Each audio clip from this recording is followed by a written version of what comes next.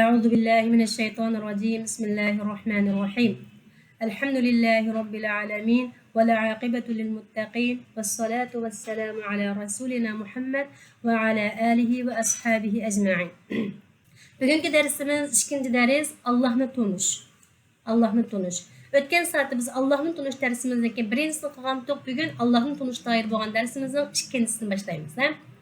Bugünkü dersimizde yine Ahmet'ten hikayesinden devamlaştırırız. Ahmet'nin tuncu dersi. Bugünkü dersimiz Ahmet'nin tuncu dersi. Hemen Ahmet'ten tunuşlar. Şundan ötken saatte Ahmet qanday qilgandi? Ötken saatte Ahmet en ahırda mescidga berib bir yosh yigit bilan tunishdi. Shu yerda o yosh yigitdan bir qator savollarni so'rash orqali Allohning kimligini tanigandi. Allah'ın kimligini tanıgandan keyin uyga kelib anasiga ey Allah, ey ana, men bugün Allah bilan tanıştım deb naytman xushib ketgandi. Ahmetço Allah'ni tanıdı, endi texmi bir ishtiyoq bog'ladi. Endi Allah kimdir deb o'zining dinini o'rganish uchun ishtiyoq bog'lagandan keyin Ahmetni dadisi bilan iliqqa masjidga keldi. Qaranglar, hikoyangiz boshlandi. Ahmet dadisi bilan birlikda o'ziga Allohni tanıtgan heliq yosh yigitni izlab masjidga keldi. Yosh yigit namozdan keyin aldirashchi bo'lg'achqa ularni masjidning imomi tunishtirib qo'ydi. Ahmetning dadisi imomdan balasiga dinimizni o'rgatib qo'yishni o'tindi. Imomni xushallik bilan qabul qildi va Ahmet hayotidagi tunji diniy darsini shundan boshladi.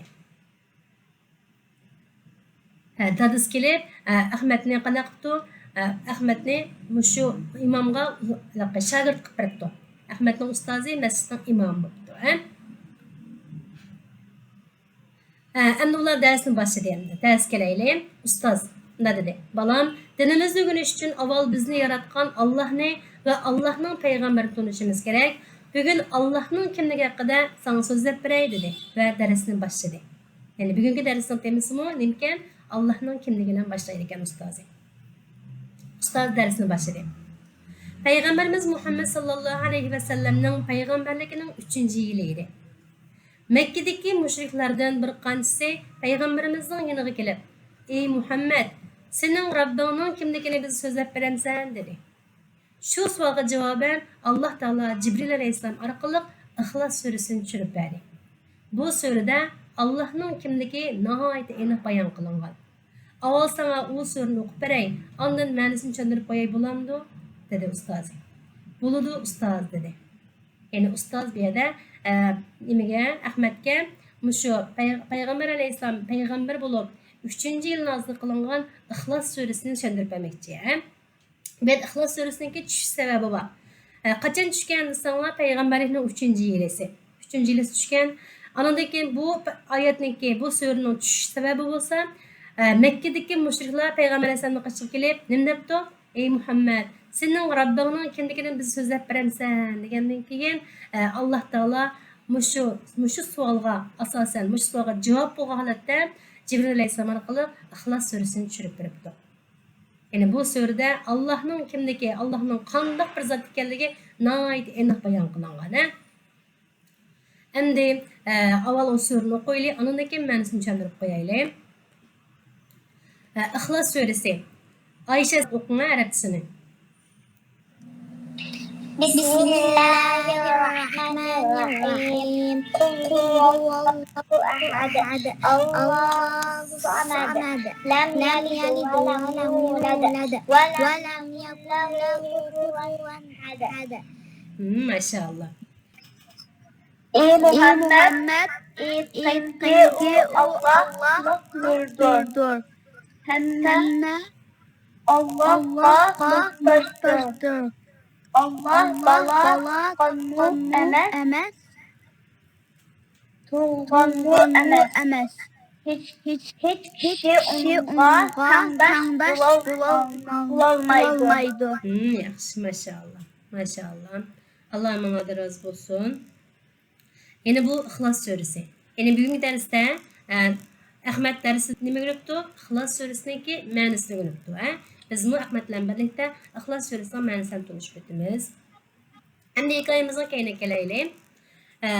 Ahmet debdi. Ustoz, bu surening ismi Ixlos surasi dedingiz. Ixlos degan nima degan gap deb so'rabdi. Ya'ni Ixlos surasi shunday bu surening ismi. Endi Ixlos degan nima degan gap deb so'rabdi Ahmad. Endi ustozi Ixlosni tushuntirib bunday deb qaranglar. Balam, ixlos degan gapning lug'at ma'nosi sopliq, pokizlik, samimiyat degan ma'noda. Masalan, mana qaranglar, mana rasmga qaranglar. Masalan, bir istakonga pokiz suv quysak, suv sap pokiz bo'ladi. Shundaq-ku debdi. Ya'ni bir istakonga pokiz ichadigan suyimizni quysak nima bo'ladi? Pokiz suv keligimiz bilamiz, shundaqmi? Buni biz qaranglar, bu pokiz bo'ladi. Haydi, ixlos degan gap pokizlik, sopliq degan ma'noda gapga qaranglar. Endi bu suvga bir qancha temim qahvani yoki bo'lmasa qahvaga o'xshaydigan boshqa bir narsani suvga temitib qo'ysak, qanday bo'ladi? Suvning rangi o'zgarib ketadi. Bu sap suv bo'lmaydi. Shundan bolalar, sap suv bo'lmaydi. Ya'ni boshqa narsani aralashtirsang, bu sap suv bo'lamdi deb so'rabdi ustozi. Yo'q, bo'lmaydi ustoz debdi.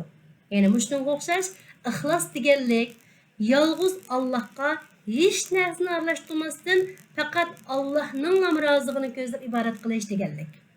Agar Allohga ibodat qilishda ozroq boshqasi aralashib ketsa, ixlos bo'lmay qoldi deb tushuntiribdi. Ya'ni ixlosni suzuk suvga o'xshatgan bo'lsak, yana bu suzuk suvga bir qancha temim qahvani yoki boshqa narsani aralashib ketishi bilan bu suzuk suv qanday bo'ldi? Sap suv holatidan ketib boshqa narsaga aylanib ketdi. O chaqda bu ixlos, ya'ni ixlosni suzuk suv desak, bu ixlos bo'lmaydi. Shunlashqa, ya'ni ixlos degan gap Alloh taologa, yolg'iz Allohga hech qanday narsani aralashtirmay turib, faqat Allohga ibodat qilishni biz ixlos deymiz. Faqat Allohning roziligini ko'zlashni ixlos deymiz. Buning boshqa bilan aralashib qolsa, ixlos bo'lmay qoldi deydi. Nima aralashib qoladi bolalar? Masalan, qilgan amallarimizga riyo aralashib qolishi mumkin. Başqalar ajab yaxshi bola ekan, men deb qolsin, deyish aralashib qilishi mumkin. Yoki bo'lmasa dunyolik manfaat aralashib qilishi mumkin. Yoki bo'lmasa boshqa sherik aqidalar boshqa aralashib qilishi mumkin. Mushu aralashib qolgan kichikgina narsami, ya'ni bu ixlosning ma'nosini, ixlosni buzib yetadigan narsa ekan. Ya'ni bundan tushuninglar bolalar, ixlos degan nima degan gapga? Ixlos degan nima degan gapga tushunchalar deb yo'qmi? Diyelim siz. Allah'la ayrıştırmayın. Fakat Allah'ın Fakat Allah kılam, Allah'ın razılığına keza ibadet kılışımız ixlos deydiganmiz. Maşallah, yaxshi tushunibsiz. Yani bizning e'tiqodimiz, imonimiz har vaqt suzuk suvdek bo'lishi kerak. Ozroq kirlik narsa, boshqa ranglik narsa aralashib qolsa, bu bizning e'tiqodimizga ixlosimiz ta'sir etadi ekan, ha bolalar. Buni bilib olinglar. Endi ustoz darsini davomlashtirib, endi Ixlos surasidagi oyatlarga birma-bir oyatlarni tushuntirishga boshlabdi. Birinchi oyatimiz Faruq o'qinglar. Birinchi oyatni arabchadan uyg'urchasini. Kul huvallahu ahad. Ey Muhammed aytsin ki o Allah birdir. Maşallah. Yaxshi o'qidingiz, qaranglar. Qul huvallahu ahad. Bu yerda qul degan nima degan gap desanglar, aytqin, degan ma'noda. Degani Muhammad sallallohu alayhi va sallam deb payg'ambar sallallohu alayhi va sallamga va payg'ambar alayhisalom ergashadigan butun musulmonlarning hammasiga qul deb Alloh taolo buyruq qildi. Degan deb atadi. Endi nima deydi? Huvallahu ahad. Huva degan u degan gap. U Alloh, ahad degan bir degan gap. Huvallahu ahad. Yani degani Muhammad sallallohu alayhi va sallam u Alloh birdir deb tarjima qilamiz. U Alloh birdir. U Allohni bir degan deb atadi. Bizning Allohni bir degan. Bu Allohni bir degan gap degan chaqda, ya'ni bizni yaratgan Alloh faqat bir. Rabbimiz bir. Allohning hech qanday bir sherigi yo'q. Allohdan boshqa yaratgan hech qanday bir zot yo'q. Allohdan boshqa yaratuvchi yo'q. Ya'ni biz bunu bilgandan keyin hayotimiz faqat bir Alloh qilib bo'ysunishimiz kerak. Ya'ni bizni yaratgan Rabbimiz faqat bir bo'lganligi uchun bir Alloh qilib ibodat qilishimiz kerak. Bir Alloh qilib bo'ysunishimiz kerak. Allohdan boshqa hech qanday narsaga bosh egmasligimiz kerak. Allohdan boshqa hech qanday narsa bizni yo'limizdan ezib turib o'tmasligi kerak. Tushundinglarmi bolalar? Yani kul huvallahu ahad degan gap ey Muhammed sallallahu aleyhi ve sellem aytgan o Allah birdir degan ma'noda. Yani Allohning bir ekanligini hech qanday dunyoda sherikining yo'qligini biz tushunib qo'ydik. Nima o'qiysiz? Ayat o'qiyman. قل هو الله أحد Muhammed sanki o O Allah birdir. Yaxshi, maşallah. Maşallah. Endi ahir kelaylik. İkinci ayetimiz Allahu Samed. Yani Allahu Samed degan gap hamma Allohga muhtojdir. Dunyodagi hamma narsa Allohga muhtoj degan gap ekan. Qarang, ikkinchi oyatning ma'nosi hamma narsa Allohga muhtojdir. Ammo Alloh hech narsaga muhtoj emas deganlikdir. Yani biz özümüzü misal alsak, insanlar misal qilib kelsa qaranglar. Biz nefes alish uchun havoga ehtiyojimiz bor. Shundaymi? Nefes alish uchun havoga ehtiyojimiz bor. Yani Allah Taala bizga havoni bermasa, biz nefes olmaymiz. Nefes olmasak bir minutda yashayolmaymiz. Anını geçivatkan suyumuz kelayli. Sunumucu Allah bermasa biz su paydo qilolmaymiz. Masalan, cho'llikda suvsiz qolayli, yoki bo'lmasa boshqa bir yerda, o'rmonlikda suvsiz qolib boqayli. Bir yerdan su paydo qila olamizmi? Qilolmaymiz. Allah bizga suv bermasa, yomg'ir orqali, daryolar orqali, yerning tagidagi suv orqali suv bermasa, biz hech qanday suv hosil qilishga qodir emas. Yani Allah bermasa suv icholmaymiz, shundan suvsiz tuyulib qolamiz, shundaymi? Yeydigan narsalarımizga qarab boqayli. Allah Taala bizga mushu sekutlatlarni, meva-chevalarni, ziraatlarni, ondan keyin halol hayvonotlarni bizga yeydigan qilib bermagan bo'lsa, bizchu qo'sig'imizni to'yg'izolmaymiz. Hech qanday bir yeydigan narsani biz o'zligida shakllantirolmaymiz. Hele biz do'konda yeydigan tayyor narsalarning hammasining manbasimi Alloh yaratgan o'simlik hayvonotlar, shundaymi? Aşağıdan pişiqlab pişirildi. Yani Allah Taala bizga shunday yeydigan narsani bermasa, biz qo'sig'imizni to'yg'izolmaymiz, ochdan o'lib qolamiz. Yenichu kasal bo'lib qolgan chog'imizda Allah Taala bizga shifolik bermasa, biz kasalga amal chora qila olmaymiz.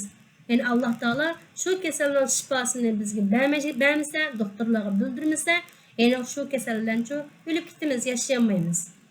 Yani demak, insonlar her vaqt Allah'ның yardımından ayrılanmaydı. Bir qiyinchilik uchragan chog'da qanday qilamiz? Allohdan yordam tilaymiz.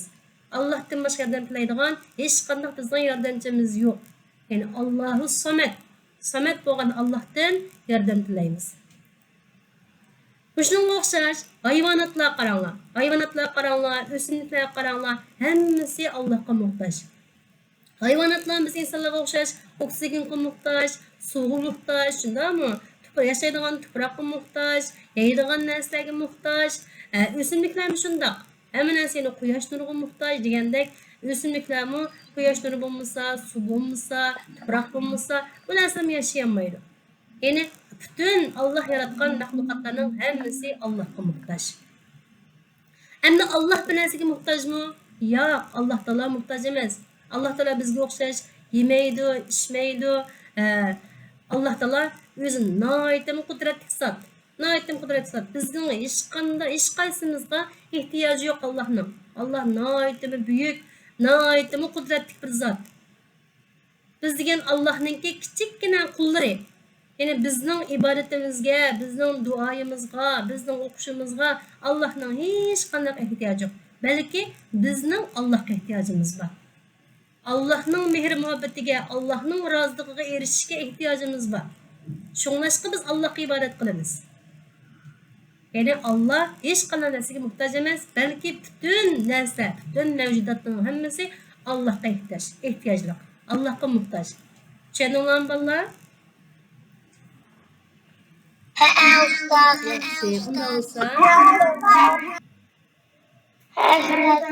Naila siz tushuntirib beringlar. Nima tushundingiz Allohu Samed degan oyatdan?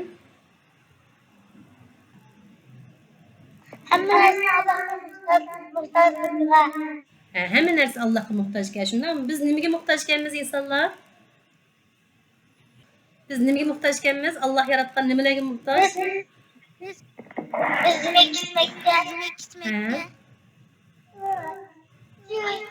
Hayvanlarga, nefes olish uchun havoga, shundaymi? Ichish uchun suvga, Aşkına ihtiyacımız var. Bunun hemmisini kim yaratkan? Biz ihtiyacımız hasının hemmisini? Allah yaratkan. Yaxşı. Bir qiyinchilik uchragan vaqtimizda nimaga ehtiyojlik biz? Qiyinchilik uchragan vaqtimizda kimning yordamiga ehtiyojlik? Allah'ın yordamiga ehtiyojlik. Yaxşı. Maşallah. Yani bu Allahu Samet deganimiz hamma narsa Allah'ın yaratgan mahlukotlarning hammasi Allah'ın yordamiga muhtoj. Ammo Allah Taala hech narsaga muhtoj emas. Endi darsimizni oxiriga kelaylik. Lem yelid ve lem yulad ma'nosiga kelaylik. Bunun degan gap desanglar, Allah bola topqanmi emas, tug'ilganmi emas degan gap. Lem yelid degan Allah bola topqan emas. Ya'ni Allohning bolasi yo'q. Va lem yulad Allah tug'ilgan emas. Bir Allohning bir ota-onaning tug'ilgan emas deydi. Ya'ni bu tug'ilish, bir oila bo'lish insonlarning ishi. Shundaqmi? İnsanlar shundoq bir oila bo'ladi, undan keyin bola tug'iladi. Bu çoğunlarını çökkenin doğulgan, anasının doğulgan degandek şu insanların hemisi mesela tug'ush arqali köpeydi. Yani bularning hammasi nimaning ishi? İnsanlarga xos bo'lgan ish, insanlar hayvonotlarga xos bo'lgan bir ish. Endi Allah biz insonga o'xshamaydi. Allah nihoyatda cho'ng, nihoyatda qudratli bir zot. Yani Allah'ning hech qanday bir nimasi, zoti bizga o'xshamaydi. Biz Allah'ni özümüzge o'xshab tasavvur qilsak bo'lmaydi. Yani Allah'ın bizga o'xshash ko'zi bormidi, bizga o'xshash quloq bormidi deb o'ylsak bo'lmaydi. Allah o'ziga xos ko'zi bilan ko'radi. O'ziga xos quloq bilan anglaydi. Yani Allah'ın qanday keligini biz tasavvur qilolmaymiz. Chunki biz nihoyatda ojiz bir mahluqot. Allah nihoyatda buyuk. Yani biz bu ojiz aqlimiz bilan Allah'ın qanday tasavvur qilishga kuchimiz yetmaydi. Allah Taala yakki jigona bir zot. Yakki jigona, Allah bir tal. Allah'ın hech qanday bir sherigi yo'q. Allah'ın ota-onasi yo'q deydi. Allah'ın ota-onasi yo'q, bolasimi yo'q. Allah Taala bir ota-onadan tug'ilgan emas. Burundan tatib batdi, mengu bor. Ve Allah'ın bolasimi yo'q. Hozir bizlarga burundan tatib keyin degan gapni eshitdimiz. Shundaq-ku, bu zaman deymiz buni. Zamonni Allah Taala yaratgan. Biz zaman bilan ish qilamiz. Ama Allah Taala ezelden beri batı ve mengü devam kıldı. Mengü devam kıldı. Şunlaşka Allah'ın ki mavu lem yelid ve lem yulad ma'nosini ait yaxshi tushuninglar. Allah bir tug'ilgan emas, ota-onasi bo'lgan emas, hamcho bir ayoli bo'lgan emas, bolasi bo'lgan emas. Endi buni shu hozirgi xristianlar qanday tushundi desanglar, na'uzubillah. Bular Meryem anamizni Allah'ın ayoli, İsa aleyhisselam'ı Allah'ın oğlu deb aşağıda e'tiqod qiladi. Bu nihoyatda xato. Meryem anamiz, İsa aleyhisselam bizga o'xshash inson. Shundaqki bizga o'xshash inson, yeydigan, ichadigan, bizga o'xshash so'zlaydigan, anglaydigan, ashundoq bizdan o'xshash turmush kechiradigan, yashaydigan bir inson. İsa aleyhisselam faqat Allah'ın tanlagan payg'ambari. Allah'ın tanlagan payg'ambari. Biz bunda deb tushunamiz. Yani İsa Aleyhisselam'ın bizga o'xshash so'zlaydi, bizga o'xshash yeb ichdi, shundaqmi? Yani bu Meryem anamizda bo'lsin, İsa Aleyhisselam'da bo'lsin, biz insonlarga o'xshash xususiyat bor. Bular hargizmi Allohninki agarda İsa Aleyhisselam Meryem anamiz Allah'ın ayoli, Allah'ın o'g'li bo'lgan bo'lsa, ularda ilohlik xususiyat bo'ladi. Allohga o'xshaydigan bir sifat bo'ladi. Bunday sifat topilmaydi bularda. Bular faqat insonlik sifat topiladi. Şunlaşkı bular insan, biz bularni insan deb bilamiz. Allah Taala Qur'on-i Kerimda İsa Aleyhisselam'da mening bendem ve mening payg'ambarim degan. Şunlaşkan bu Hristiyanlarning bu ko'z qarashi nihoyatda xato. Nihoyatda xato bir ko'z qarash.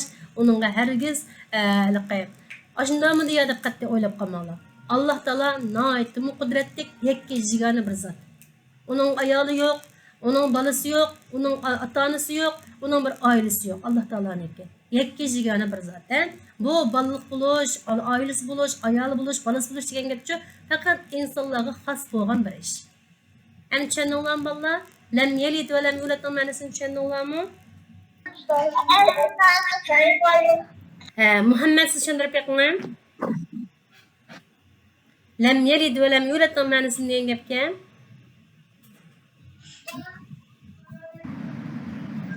Ustoz Muhammed'in yine Allah Allah kullar emas, Tuqqan emas. Allah bana tapqan emas, tug'ilgan emas degan gap. Yaxshi, maşallah. Endi kelaylik dersimizning oxiriga. Ahmet qaranglar, aqlli bir bola ekan. Mana Ahmet ustozdan deb so'rabdi. Ustoz, Allah tug'ilgan emas ekan. Undaqda Allohni kim yaratdi deb so'rabdi. Qaranglar. Ba'zilar shunday savolni so'rab qilishi mumkin. Ahmetga o'xshash. Ya'ni bizni Alloh yaratibdi. Allohni kim yaratgandi deb savol shunday o'ylab qolish mumkin. Ya'ni bu savolni Ahmetning ustoziga so'rabdi. Anandan keyin ustozim deb javob berdi. Balam, Allah azaldan bordir. Hech kim yaratgan emas debdi. Allah azaldan bor, hech kim yaratgan emas. Sening bu savolingdan Allohni kim yaratdi degan bu savolingda logikali xatolik bor debdi. Endi bu xatolikni ko'rsatib berdi qaranglar. Men sendan bir savol so'ray. Poyezni bilamsan? Men poyez shunaqa poyezni bilamsan deb. Bilaman. Poyezning eng oxirgi vagonini qaranglar. Poyezning eng oxirgi vagonini oldidagi vagonni so'rabman edi. Shunday qo'y. Men bu unichu uning oldidagi vagon so'rabman-edi. Shundaymi deb so'rabdi. Poyezdning uzun necha vagonlar bo'ladi. Shunday qilish vagonlarni bir-birini so'rabman-edi. Shundaymi degandan keyin shunday deb javob berdi. Shunday so'rab kelsak, eng oldida mangan poyezdning beshini, eng oldida mangan poyezdning beshini nima so'rabman-edi deb so'rabdi. Qarang. Ma vagon so'rabman-edi. Mana so'rabman deb unda bo'lsa mana uchun kim so'rabman, nima so'rabman-edi degandan keyin Ahmet onu hech kim so'rabmanmaydi, o'zi mangdi deb javob berdi. Shuning bilan ustozi, qara maşallah. Bu poyez o'ziniki energiya sarflab mangdi. O'zining energiya sarflab mangdi. Shundami o'zining yaqinlik sarflab mangdi. Hech qanday narsani so'rabmanmaydi. Ya'ni endi Allah bizni yaratibdi. Allohni kim yaratdi deb so'rashlikka xatoligini his qildingmi deb so'rabdi. Ya'ni har qanday so'rni so'rag'lanmaydi. Masalan, mana so'rabdi deb oldidagini kim so'rabdi. Deydigan savol uchun logik jihatdan xatolik bor. Ya'ni buni hech kim so'rabmaganligini bilamiz. Mushuning o'xshashlar, meni bizni Alloh yaratibdi, Allohni kim yaratdi degan savolchi to'g'rimi? To'g'ri emas. To'g'ri emas. Ya'ni ba'zilar mushunda so'rab qolsam, bu savolning o'zida xatolik bor. Alloh taolochi azaldan bor. Hech kim yaratgan emas degandan keyin gap tugadi. Uni Allohni kim yaratdi deb so'rashning hech qanday hojati yo'q. Bu xuddi mushu poyezdning oldini kim so'rab mangdi degan savollar o'xshash bir savol bo'lib qoladi. Tushundinglarmi bolalar?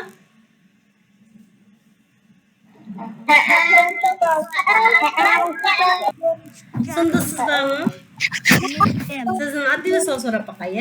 Ya'ni Allohni kim yaratdi deb biz so'rab qolsa, siz nima javob berasiz? Hiç kim yaratmadı. Hiç kim yaratmadı. Azaldan Allah Hiç kim yaratmadı deyman. Yaxshi. Hiç kim yaratmadı deyman. Ben kimiyim? Allah azaldan hiç kim yaratmadı. Allah azaldan vardır. Yaxshi. Ya'ni Allohni kim yaratdi degan savol xuddi poyezdning oldini kim so'rab mangdi degan savolga o'xshash. Shundami? Mantiqli, logiksiz, logikasiz xatolik bo'lgan bir savol bo'ladi. Ya'ni bunda savol mavjud emas. Chunki Alloh azaldan bor, Alloh hech kim yaratmadi deb javob beramiz. Yaxshi, maşallah. Endi oxirgi oyatimiz وَلَمْ يَكُنْ لَهُ كُفُوًا أَحَدٌ وَلَمْ يَكُنْ لَهُ كُفُوًا أَحَدٌ ma'nosi kelaylik. Bunun degan gap desanglar, hech kishi uningga tangdosh bo'lanmaydi degan gap. Ya'ni Allohniki hech qanday tangdoshi yo'q. Allohga tang kelalaydigan hech qanday narsa yo'q degan gap. Ya'ni Allohninki ismlarida yoki sifatlarida va yoki ish faoliyatlarida hech kim uning tangdosh yoki o'xshash bo'lanmaydi degan ma'noda. Ya'ni Allohning ism sifatlarini o'rganmadik bolalar. Allah'ın iş faaliyetleri desek, bunun azraq bilemiz. Allah'ın iş faaliyetlerinden birisi neymi? Yarattı. Şundan mı? Aslında yakılana. Manavı Allah'ın isimlerini ben bilmem. 20'ni biliyorum. Dep pekmen? Sok pekmen? El-Rahman, El-Rahim, El-Malik, El-Kudus, El-Salam, El-Mu'min, El-Muhaymin, El-Khaliq, El-Cebbar, El-Mutakabbir. Bu şimdilik bölümler. Maşallah, maşallah. Ustoz, He?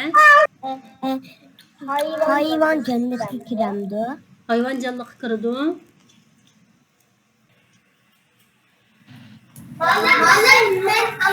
Hayvan. Ha. Qarama, canlıq degan gap nima desanglar, jinavanasning hammasi canlıq kirdi. Masalan, canlıqlardan biz insonlar bor, shundaymi? Bütün hayvonotlar bor. Hayvonotlarning ichida masalan, cho'ng hayvon bo'lsin, qushlar bo'lsin, o'milgichilar bo'lsin, qurt-qo'ng'izlar bo'lsin, hammasi hayvonotlarga kirdi. Undan boshqacha o'simliklar bor. Bütün yeşil o'simliklarning hammasi canlıq. Chunki ularning tug'mish ünüp chiqadi, shundaymi? Cho'ng bo'ladi, undan keyin gullar ochiladi, o'ladi degandek bularmi canlıq. Undan boshqa ko'zimizdan ko'rilmaydigan mikro canlıqlar bor. Virus deymiz, bakteriya deymiz, deganga o'xshab shunday ko'zimizdan ko'rilmaydigan shu narsalar ularmi canlıq. Ya'ni Alloh taolo bu tabiat dunyosiga, bu olamga nurg'un, ya'ni son-sanoqsiz canlıqlarni yaratgan. Ash canlıqlarning hammasini birla vaqt kontrol qilib turdi. Hammasi birla vaqtda bilib turdi, qaranglar. Shu Payg'ambar alayhisolamning bir hadisida degan, qora toshning ustidagi qora chumilning harakatini bilib turdi deydi Alloh taolo.